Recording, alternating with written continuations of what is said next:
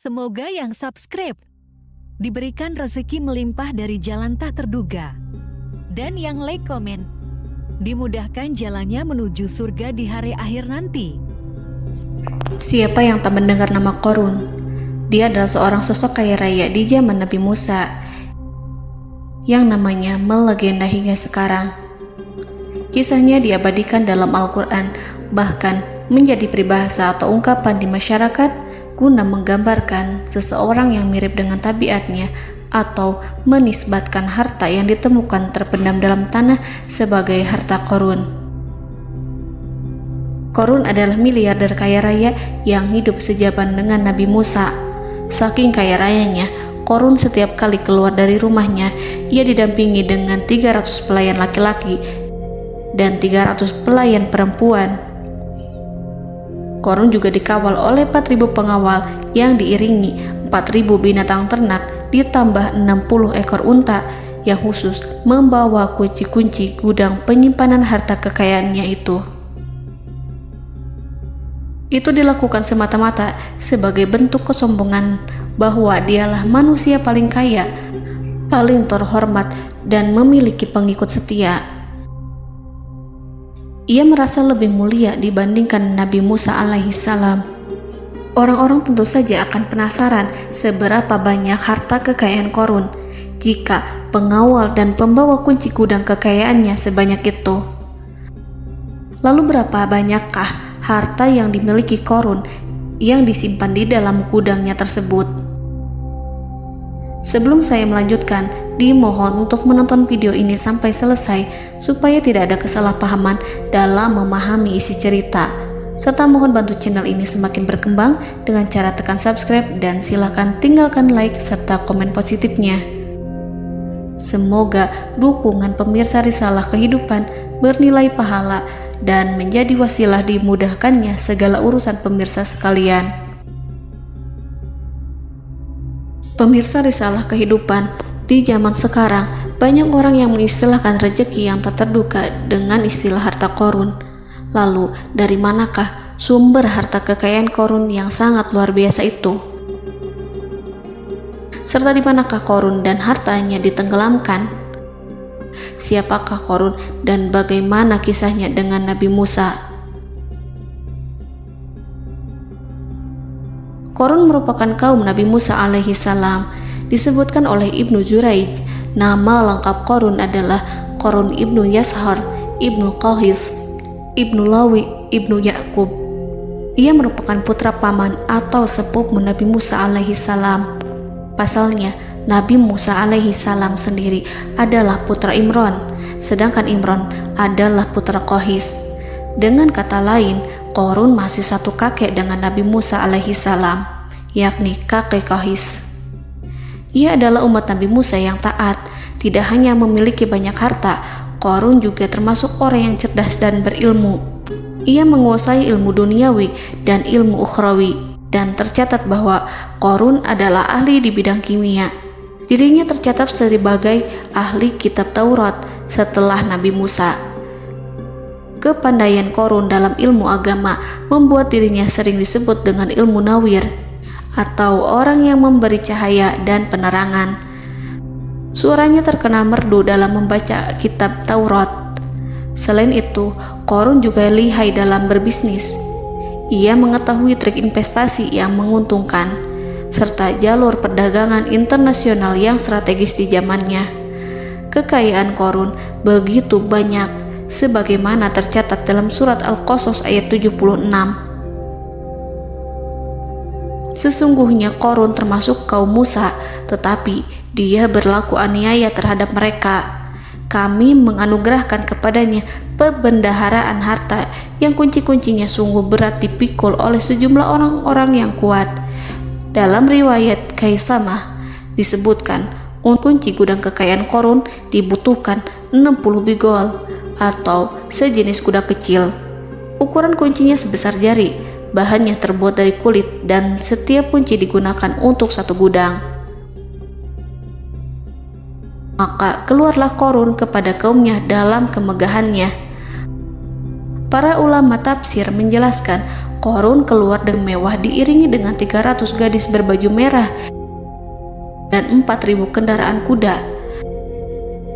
Tak heran, iring-iringan Korun itu mengundang decak kagum mereka yang gandrung terhadap harta kekayaan. Sebagaimana yang terekam dalam ayat Al-Quran, moga-moga kiranya kita mempunyai seperti apa yang telah diberikan kepada Korun. Sesungguhnya ia benar-benar mempunyai keberuntungan yang besar. Quran Surat Al-Qasas ayat 79. Namun tak sedikit kaumnya yang mengingatkan. Ingatlah ketika kaumnya berkata kepadanya, janganlah engkau terlalu bangga, sesungguhnya Allah tidak menyukai orang-orang yang terlalu membanggakan diri atau farihin. Ulama menafsirkan istilah farihin di sana juga berarti takabur, zolim, berbuat kerusakan, arogan, dan tak mau bersyukur terhadap nikmat. Korun dikisahkan memiliki ribuan kuda yang berisikan emas dan perak. Bila keluar rumah, Korun selalu berpakaian mewah dan dikawal 600 pelayan dan diiringi 4.000 ekor kuda serta 60 ekor unta yang membawa kunci-kunci gudang kekayaannya. Namun, sayangnya Korun kemudian membangkang pada Nabi Musa dan menjadi pengikut setia Fir'aun. Mengenai dari mana asal-usul kekayaan Korun, ada beberapa riwayat yang memberitahukan tentang asal-usul kekayaan Korun. Sumber pertama menyebutkan bahwa jauh sebelum memiliki kekayaan, Korun hanyalah seorang lelaki miskin yang tidak mampu menafkahi keluarganya. Anaknya sangat banyak. Lalu suatu ketika Korun datang kepada Nabi Musa. Ia meminta Nabi Musa alaihi salam untuk mendoakannya agar Allah memberikan harta benda yang banyak. Korun juga meminta Nabi Musa mengajarinya ilmu kimia dan ilmu-ilmu kehidupan lainnya. Korun dikenal sebagai orang yang soleh dan mengikuti ajaran Ibrahim dengan baik, sehingga tanpa pikir panjang, Nabi Musa alaihi salam menyetujui permintaannya. Allah Subhanahu wa Ta'ala mengabulkan doa Nabi Musa. Korun diberikan kecerdasan luar biasa dan menguasai ilmu yang telah diajarkan kepadanya. Korun menguasai teori dan praktik pembuatan emas permata dan beragam perhiasan mewah lainnya. Ia juga pakar dalam ilmu arsitektur, rancangan bangunan, penataan kota, dan lain sebagainya. Tidak lama setelah itu, hidupnya berubah. Korun pun hidup dengan bergelimbang harta. Ribuan gudang yang dimilikinya penuh dengan emas dan perak. Namun, sayangnya, keberuntungan yang didapatkannya membuatnya gelap mata. Korun mulai hidup dengan penuh pamer, keangkuhan, dan penuh kesombongan. Kekayaan yang diberikan Allah Subhanahu wa Ta'ala membuatnya lupa dengan Sang Maha Pemberi. Korun merasa lebih terhormat dan mulia dibandingkan Nabi Musa. Ia pun akhirnya membelot dan durhaka pada Musa. Ia mengingkari janji-janjinya dulu dan beralih menjadi pengikut Fir'aun yang setia. Loyalitas Korun terhadap Fir'aun membuatnya diangkat menjadi kepala mandor yang membawahi ribuan pekerja. Dikisahkan bahwa Korun bersikap semena-mena terhadap para pekerja. Ia tega memotong upah mereka. Ia melakukan korupsi demi membangun istana dan kemegahannya sendiri, dan untuk membangun gudang-gudang penyimpanan harta yang telah ia kumpulkan jauh-jauh hari. Ketika datang perintah zakat, Nabi Musa alaihi salam pergi menemui Korun dan memerintahnya mengeluarkan zakat sebesar 1 dinar dari setiap 1.000 dinar hartanya, 1 dirham dari setiap 1.000 dirham, 1 kambing dari setiap 1.000 kambing, dan seterusnya. Setelah Korun menghitung seluruh hartanya, ternyata jumlah zakatnya sangat besar. Kekikirannya pun mulai menghalangi hatinya untuk mengeluarkan zakat. Korun enggan membayar zakat ketika Nabi Musa alaihissalam menagih zakat yang diperintahkan oleh Allah untuk ditunaikan olehnya. Ketika Korun dimintai zakat, ia langsung marah dan tidak memberikan sedikit pun kekayaannya. Dia berpikir bahwa harta kekayaan yang dimilikinya didapat dari hasil kerja dan usahanya, dan tidak ada kaitannya dengan siapapun, termasuk Allah Subhanahu wa Ta'ala. Janji Qarun untuk lebih taat beribadah dan membantu sesama jika diberi kekayaan oleh Allah dilupakannya. Dia mempergunakan kekayaannya tersebut dalam kesesatan, kezoliman, dan permusuhan, sehingga membuatnya menjadi sombong dan terlena. Orang-orang beriman pada masa itu sering menasihati Qarun untuk bersyukur atas nikmat yang telah Allah berikan. Tetapi dia tidak mengindahkan nasihat tersebut. Dari sikapnya tersebut sudah jelas bahwa Qarun tidak membutuhkan nasihat kebenaran, bahkan merasa tidak takut dengan ancaman Allah. Sebab Qarun merasa sudah memiliki segalanya. Qarun merasa dirinya hebat dan pintar serta punya banyak pengikut setia, punya banyak pengawal dan merasa aman karena dekat dengan Raja Fir'aun. Qarun berkata, "Sesungguhnya aku mendapatkan harta ini karena ilmu yang ada padaku." Qarun sangat sombong. Ia merasa hartanya didapatkannya sendiri tanpa campur tangan dan kehendak Zat yang Maha Kaya, yakni Allah Subhanahu wa Ta'ala. Apakah Qarun lupa ataukah ia tidak tahu bahwa Allah telah membinasakan orang-orang sombong sebelumnya yang bahkan lebih kuat darinya, yang lebih kaya darinya, yang lebih banyak pengawalannya, lebih kokoh dan tak terkalahkan dibanding dirinya? Karena terdorong sifat kikir dan angkuh, maka Qarun membuat rencana untuk melakukan tipu daya agar dia terlepas dari kewajiban membayar zakat. Dia ingin menjatuhkan nama baik dan citra baik Nabi Musa. Kemudian dia mengumpulkan tokoh-tokoh konglomerat Bani Israel. Ia berkata kepada mereka, "Wahai saudara-saudaraku, terhadap apa yang diperintahkan Musa untuk membayar zakat, apakah kalian akan mematuhinya? Sekarang dia hendak mengambil harta yang ada di tangan kalian, maka pikirkanlah suatu cara untuk menghindari perintahnya." Para pembesar-pembesar yang dipanggil kemudian menjawab, "Wahai paduka Qarun, engkau lebih besar daripada kami. Kami akan melakukan apapun yang kau inginkan." Qarun berkata, "Datangkanlah kepadaku wanita cantik. Aku akan memberinya hadiah besar jika ia berhasil menggoda dan memfitnah Musa." Ketika wanita cantik yang diinginkannya datang, Qarun memberikan kepadanya uang muka sebagai jaminan. Ia akan membayarkan seluruh yang dijanjikannya ketika berhasil menjalankan misinya. Bukan hanya itu, Qarun pun berjanji akan menjadikan wanita ini sebagai istrinya.